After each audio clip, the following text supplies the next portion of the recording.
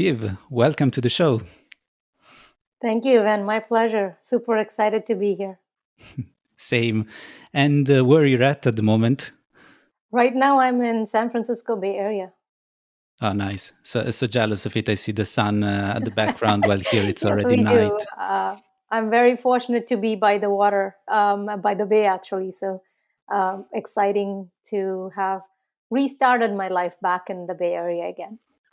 Nice. And we'll get more into that later because I'm also curious because all of the time I get to ask you questions about product marketing and very technical stuff. But this time it's going to be interesting because we're going to take a totally different angle on it. So I'm looking forward to it.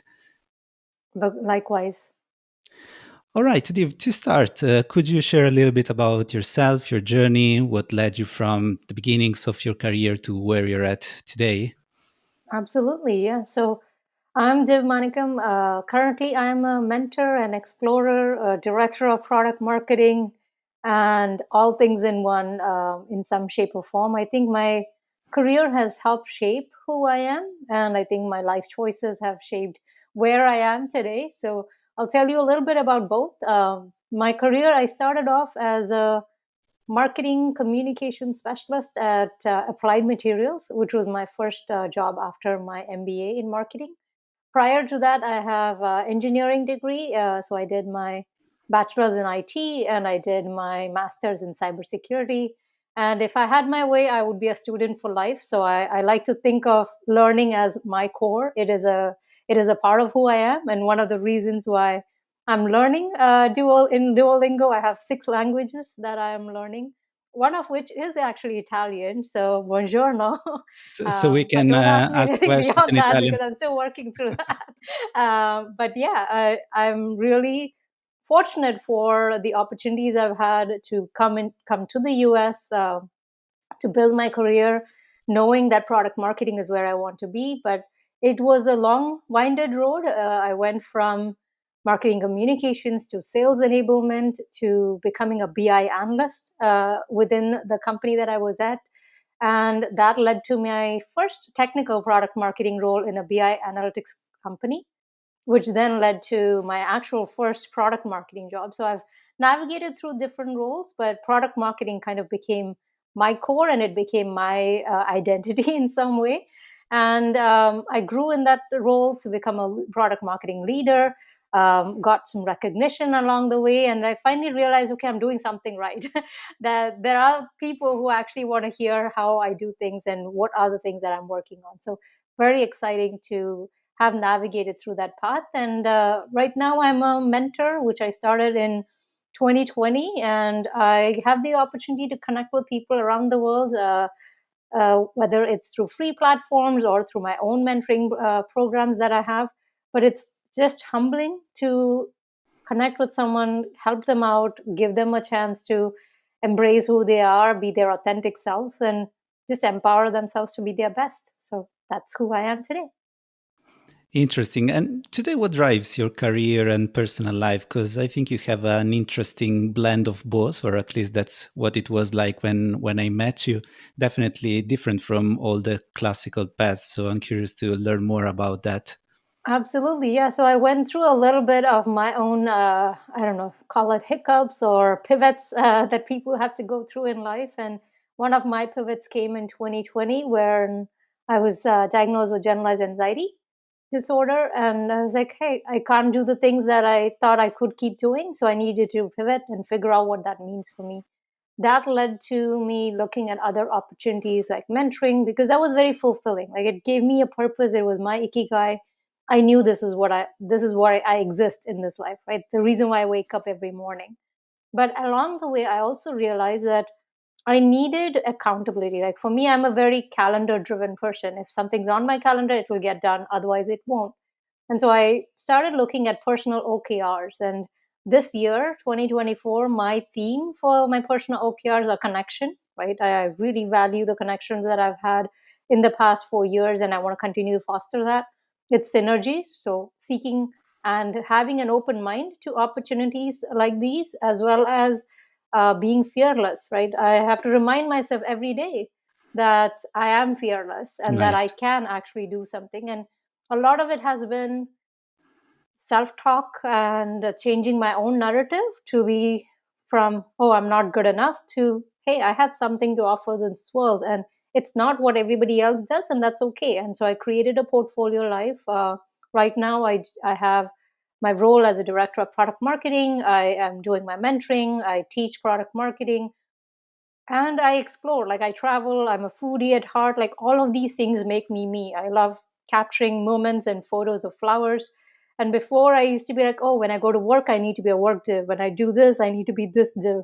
And now I'm like, no, I just need to be me, my authentic self. And whether people appreciate it or not is not the question. I just need to create that aura, that energy, so that I bring those right people to my life. And really humbled and really grateful for the opportunity to even connect with you, Evan, because we all have similar paths and we're all navigating through that together. Yeah, definitely. I'm wondering, once you were at this pivotal moment, because I feel that a lot of people, especially in technology or in big companies, they try to keep push through and deny instead of making these tough calls or decisions. So I'm just curious, when you were faced with that situation, was it a decision from your side to change? Was it something that was imposed by your body or from your company? And how did you live that moment? I would say my body was giving me enough signs for over 18 months. I didn't pay attention to it. And then it gave me the final blow, where I really had to pay attention in October 2021, um, where I had a blackout. My anxiety had gotten to its peak. I wasn't sleeping well. My body was giving me all the signs, but I was ignoring it and saying, no, no, no, I got this. I'll figure it out. But the environment wasn't right. Like, the work environment wasn't where it needed to be, and it was very toxic. And even though we were remote, like, I could feel the toxicity in my bones. And I'm a very hypersensitive person. That makes me empathetic, but that also makes me very alert when things don't seem right in the work environment, right? So I'm very conscious of that. And that choice that I had to make in October was a conscious choice, because I was like, it's not working. I need to do something different. Like, you can't keep doing the same things and expect the same results, right? Same thing applied in my life as well. So that pivotal moment gave me a path to be really looking back and saying, what is it that made me feel fulfilled? What gave me meaning to my life? And that's what mentoring was. It was the only one thing that throughout the pandemic that kept me alive, that kept me to go and get up every morning, made the opportunity for me to heal from my own wounds, from my own struggles, and give me the confidence that you've got this. Like, there are so many things that are going wrong, but you still are getting up every morning and doing what's needed to move forward. That's all it is. And do you feel that you've learned something today? So now you just recently came back to a similar environment. Mhm. Is it any different today? Are I you think the difference stronger? is, before I tied work as my identity. So I was the director of product marketing, and if I wasn't, then I was nothing, right? Like, that's how I associated myself. Now I know that I have my work, I have my mentoring, I have my teaching, I have my peers, my friends, folks like you that I can connect with, right? That is, I think, what has shifted for me. Before, I thought, okay, work was the everything that I gave my everything, right? I have the explorer div. Like, the past 10 days during the holidays, I traveled and walked around the city and the gardens and parks, and that made me happy. Like, I've realized what happiness is for me, and I'm making a conscious choice to keep those things in my life, right? Whatever is the negative sources, negative forces that is not helping, I took that out. And now I want to wake up happy every morning and want to go to bed feeling happy every morning. That doesn't mean every day is going to be that way. And I'm okay with it, right? I'm learning to listen to my body. I'm learning to listen to how I feel. Before, I was good at just putting it under the rug. So I think that's the big shift for sure. Like, it's Mm. change of mindset. And I remember talking to my HR director, who was with me during that October moment of change that I made. And she's like, Div, you sound so happy. Like, I can see your perspective has shifted. Like, even though you've gone back to a 9 to 5 job, you're looking at it in a different lens. And I think that's what it is. It's knowing where meaning is for you and how you can contribute, and then figuring out what are the parts of that puzzle that you need to feel fulfilled. Do you feel that now it would be harder for you to get back in the same situation, or easier, or do you have the same chances or likelihood to get back? To get back to like going to my anxiety, Yes. I'm sure I will, but I think I also have the right tools, right? Like I stumbled upon mindfulness in 2020, and that has helped me rethink and reframe the thoughts in my head, right? I had a lot of mental clutter for that Mhm. matter, and now I have the clarity. Now I have the focus, like I know what matters and what doesn't. Like I make a conscious choice every day. Like on my calendar, I have 1 hour that is blocked off that says walk to remember, right? It is my way of taking care of my mental well-being. And if I don't do that every day, I know how it will impact my mental health, right? So making those conscious choices, right? When I eat, I try to be mindful about how I'm eating. Before I used to eat for and take a meeting at the same time. Now I'm like, no, I need my 1 hour blocked off for my lunch. I'm sure there will be days where it'll become 30 minutes, but at least I have 30 minutes where I go off from the computer, take the time to have the meal, and then come back and do what needs to be done, right? I don't think we give enough of ourselves to pay attention to the little things that's important. And so that can also be the reason why we have so much stress and anxiety, right? The constant news that is out there, all the negative, everything that's there, it just brings us down and there's nothing to uplift us. And so I try to find different ways to bring that upliftment. So for me, walking in nature by the water is all ways for me to feel good that there is hope in this world. And for people that are experiencing anxiety at work, do you have any practical tips on how to spot it in early stages, or how to overcome it before it becomes too much to handle?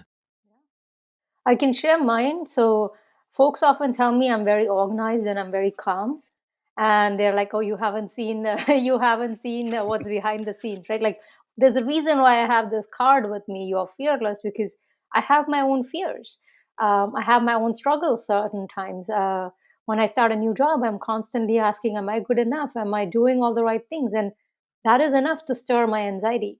But at the same time, I know that hey, I have this same amount of time as anybody else, and how I use the time is what is where it matters, right? So I put together the process, the frameworks, and hence the reason those things exist because they are needed for my own ways to curb my anxiety in some way. And so figuring out what works, right? So if I'm organized, if I know what my day is going to be like, I can prepare for it. I take the time to do it. After work, after 4 p.m., 5 p.m., I'm taking the time to rest and recover and recharge, right? I'm not keeping my full day fully occupied and fully busy because I know that's not helping me.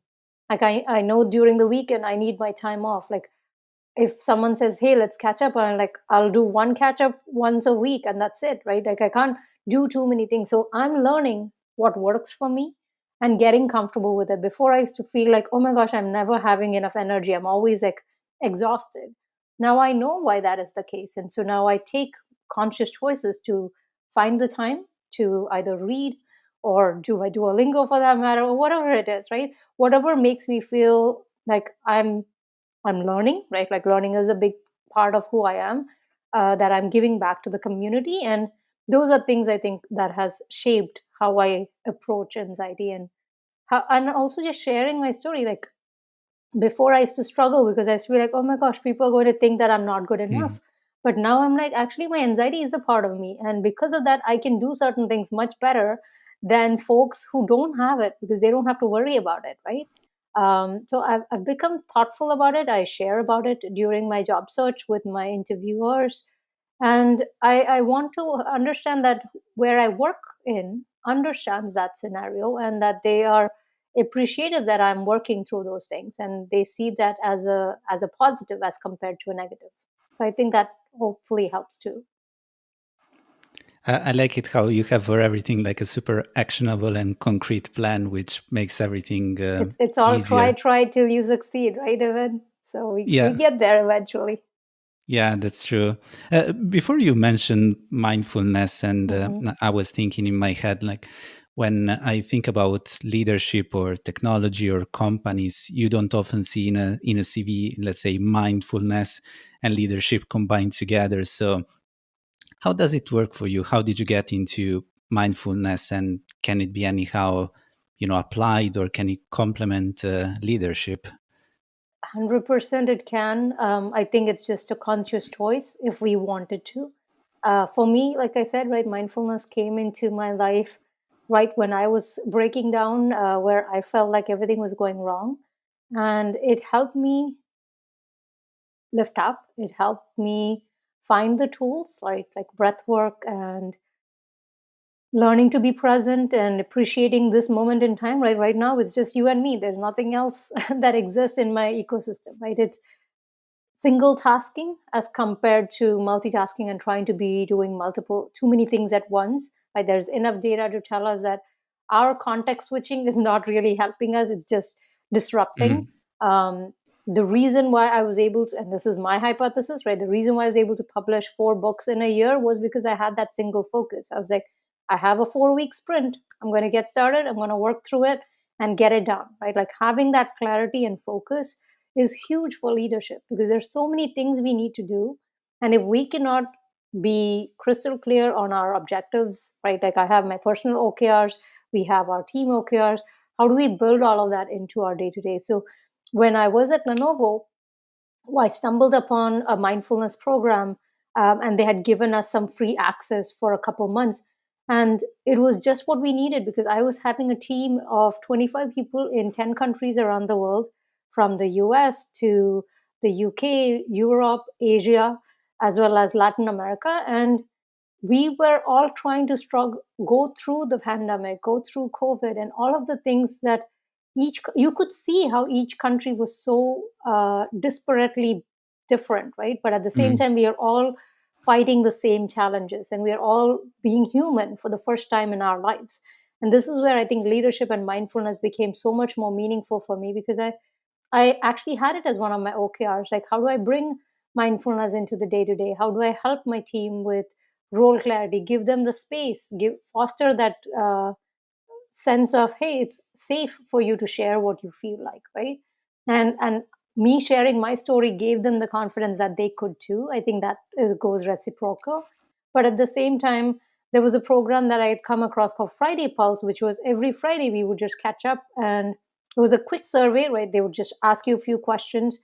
I did a picture perfect introduction, so we got to know each other. So little moments like that where as a team we started bonding and we started getting to know each other, even though we were all remote, right? Like we were all in 10 different countries, but we all felt like in that moment in time, whenever we got into a team call, that we were together in this, that we got this together, right? So I think little bit you can bring mindfulness into your day to day, and it's only one step at a time. Like wake up every morning and ask yourself, what do you want your today to be? As Mm. simple as that can be. Or if you have to make a decision, you could ask your question, is this going to make me happy in the future?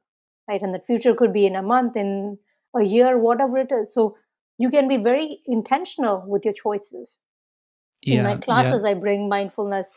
Right? Like I do a 2-minute mindful practice because we all go from one thing to the other so quickly, we don't have the time to reorient. So that 2 minute is our way of just taking a breather, setting in and setting the intention that I want to spend the next 2 hours learning. That's it, right? So it's things like that. I think there's big value. And if you can bring that into your day to day, nothing more like it in leadership.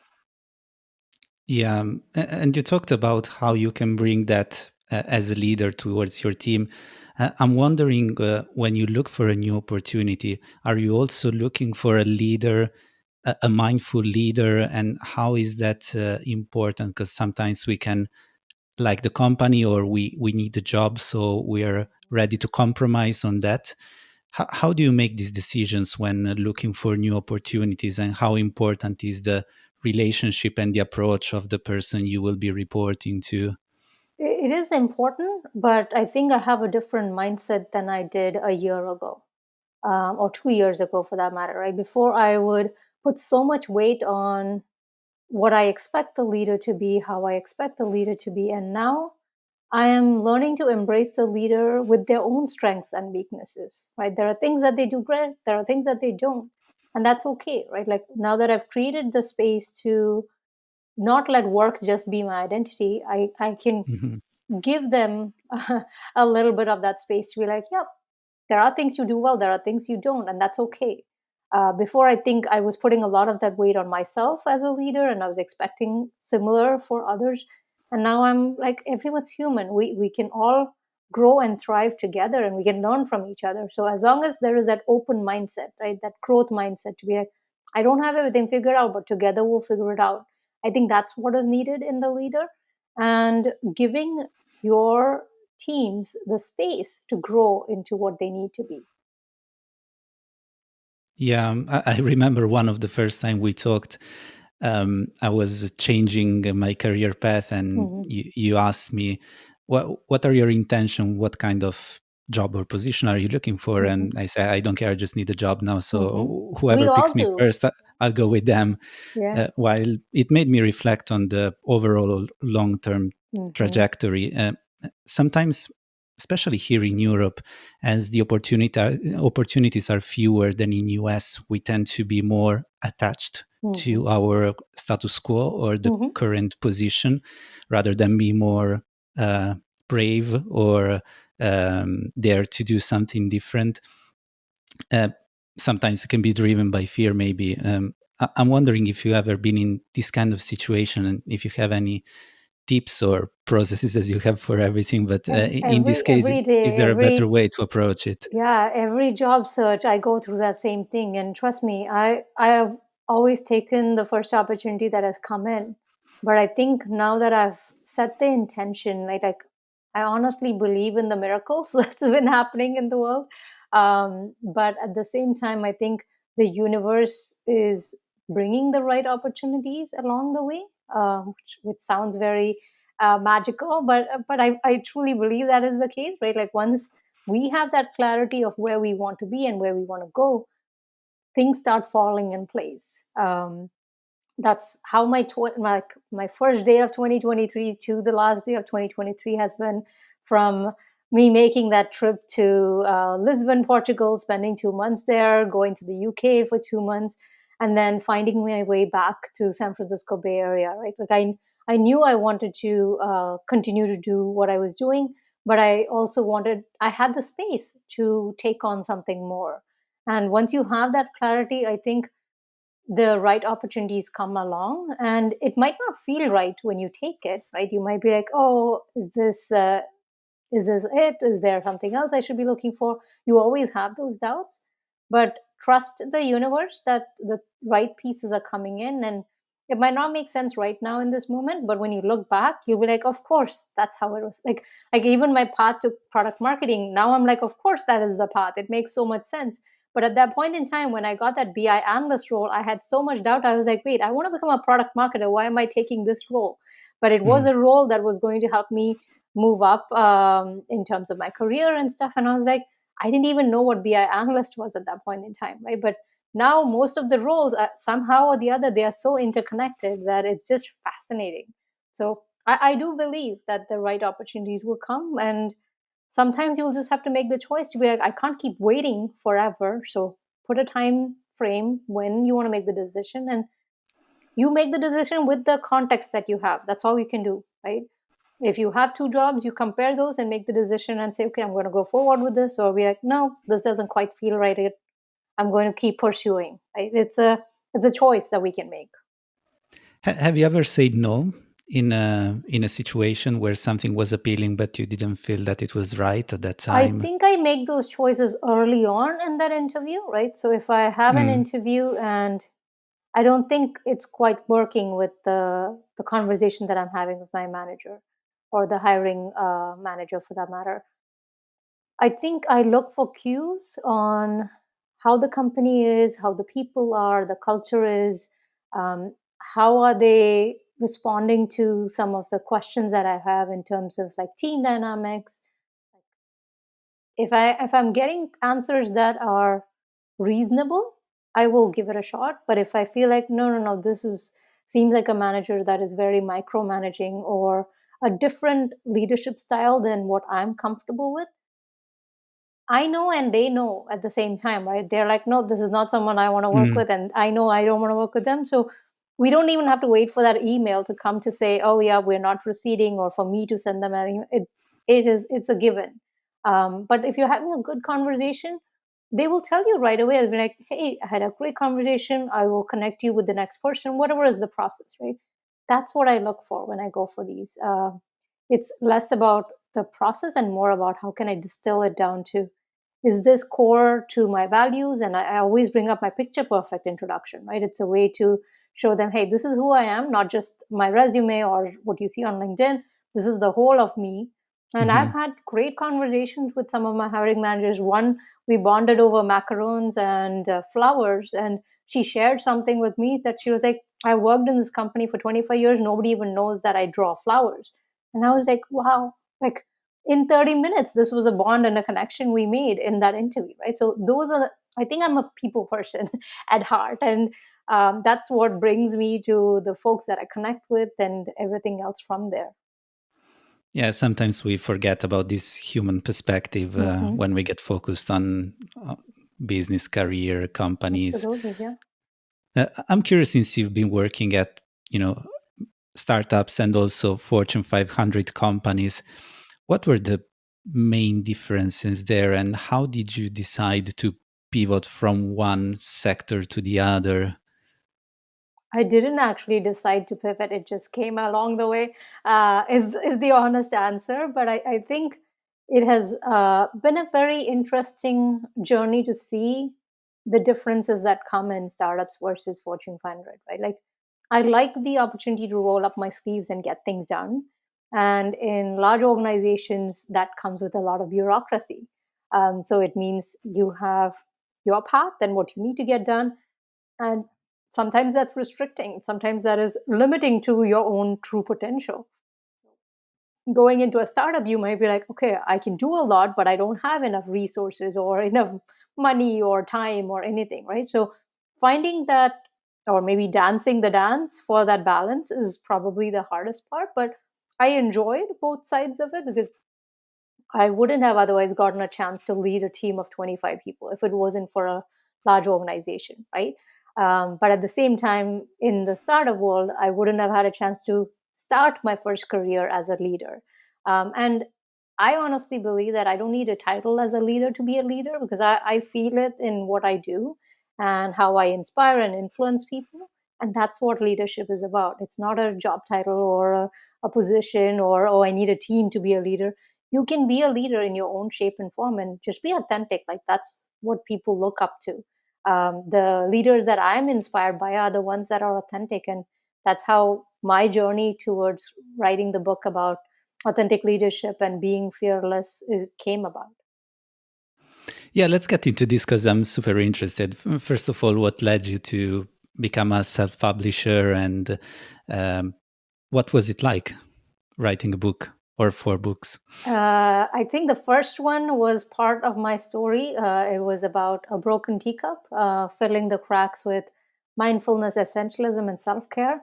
It was my journey through everything that I called as hell and back, and actually rising from that and finding my way and my voice. I had a personal passion and a commitment. Like, I remember telling my manager, I was like, I don't know what this generalized anxiety is, but whatever it is, I'm going to figure it out and I'm going to help other people.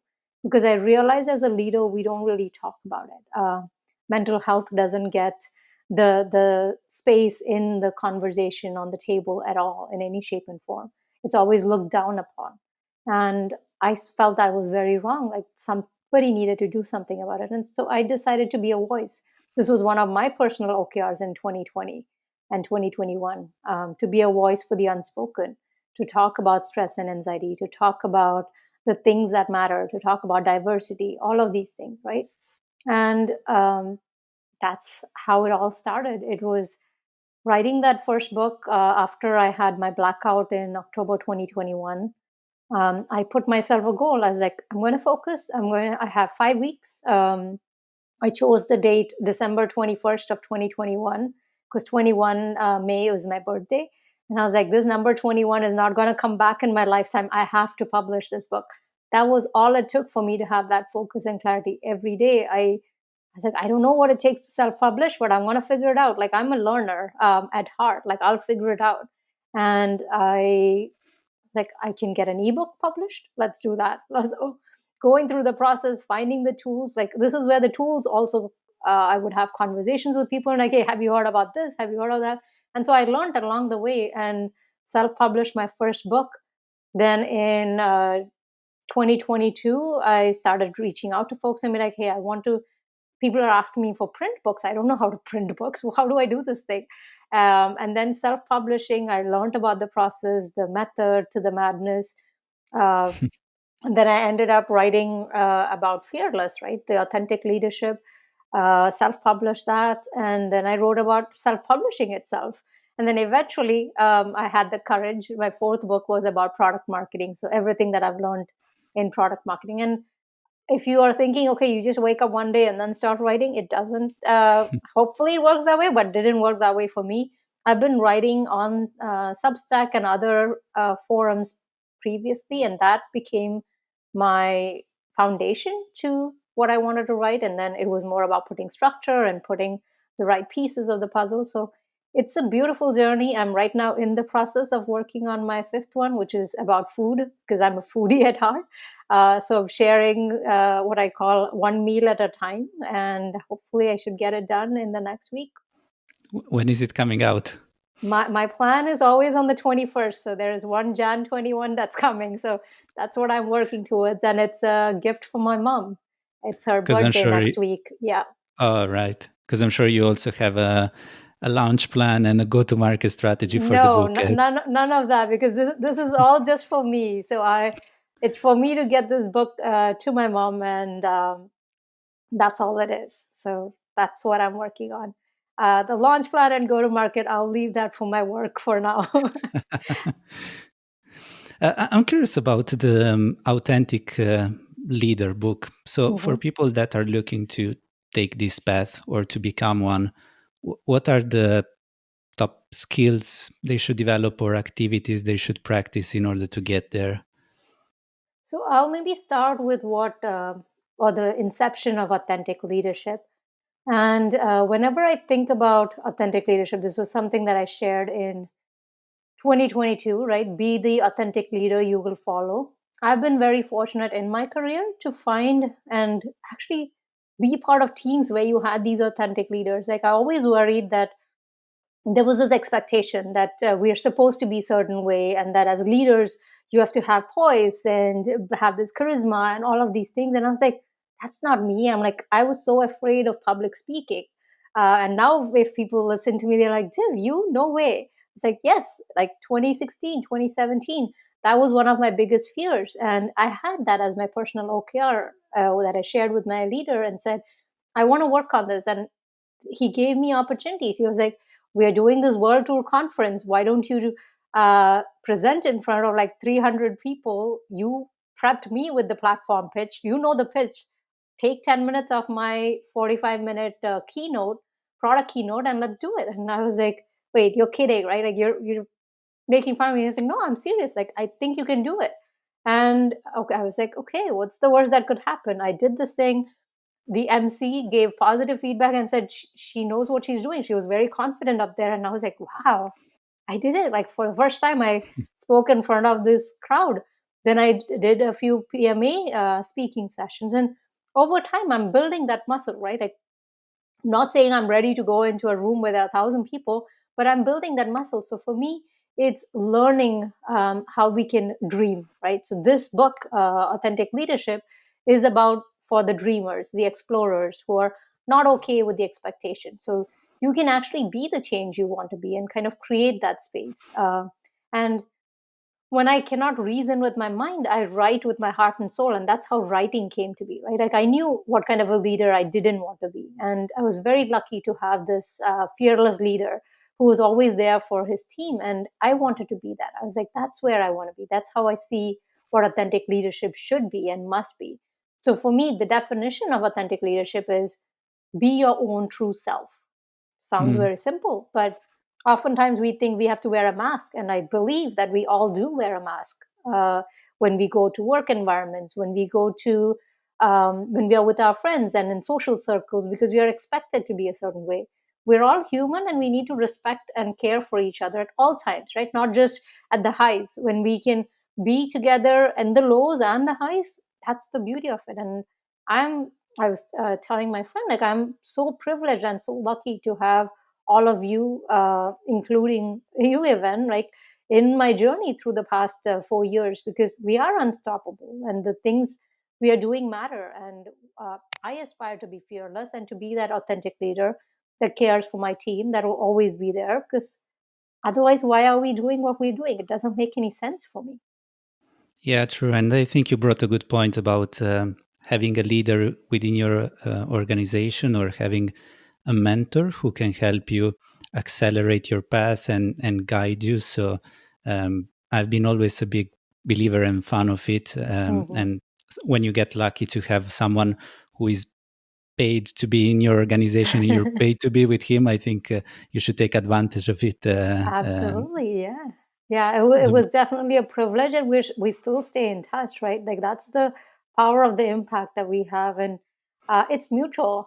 We both understand the value that we bring for each our own learnings. Yeah. Before we wrap up, I want to take advantage of a couple of minutes just to pick your brain on product marketing, Hmm. on what's going to be the future. I mean, AI is becoming so fast to keep the pace with. So, for people that are not familiar in general with product marketing, what is it in a couple of sentences? And actually, who really, in your opinion, needs a product marketer? Well, I would say everybody needs a product marketer, and at the same time, everybody thinks they are a product marketer. So there is a good and a bad to it. When I think about product marketing, it's our chance, our opportunity to really understand our customer needs, to really be the voice of the customer, the voice of the product, and the voice of the market. If we can do those three things well, right? If I understand what my customer needs are, their pain points, if I can understand where and how we're going to be positioned and differentiated in the market, if I can really understand the product and what it can do to be that differentiator and innovator in the market, that's it. And to do those things, you have a few disciplines. You're thinking about messaging and positioning, you're thinking about product launches, go to market, sales enablement, competitive intelligence. But those are all core components that will help you get there. But at its fundamental level, it's how can I make sure that we're building a product that the customer really cares about and matters, and bring that voice forward. That's what it is. And that's what I've been striving to do. So breaking down even the product marketing is a nascent function across the industry, we're still trying to figure out and hash out what do we want this to be. And we have seen product marketing evolve to include solutions marketing, to include technical product marketing, different teams. So it has become a portfolio marketing in some shape or form, but it's all part of that evolution that we are all going through as well. Yeah, and in on one side it becomes very obvious, let's say in technology, because the market is so crowded, so it's Hmm. important to stand out, be unique, and so on. What about other markets that are slower, that are more established, and so on?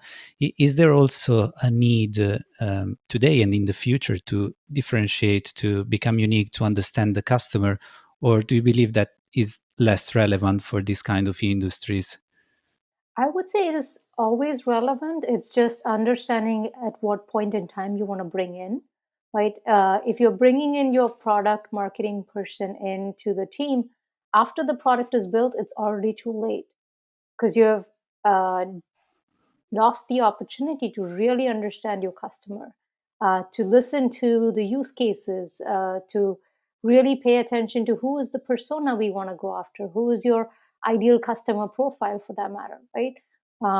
Bring your product marketing in that early discovery and as you're building the product, so that you can, in hand, think about the design, think about the user experience. What do we want our customers to do when they navigate through the product? All of those things play a big role.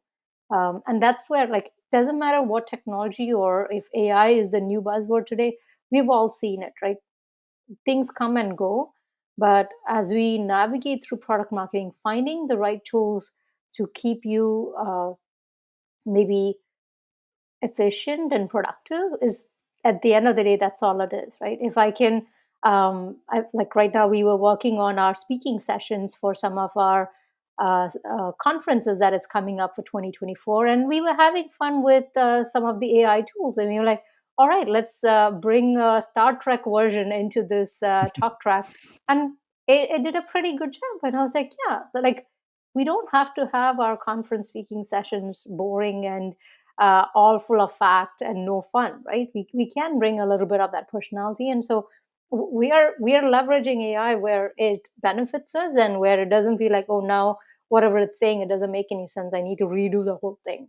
So find the right balance, and all the tools and technologies are out there to help us do our jobs better and more productive, so why not? Definitely. Yeah. Div, for listeners who are following or seeking for a mentorship, what's the best way they can engage with you? I'm on LinkedIn. So if you are on LinkedIn, that's a great forum.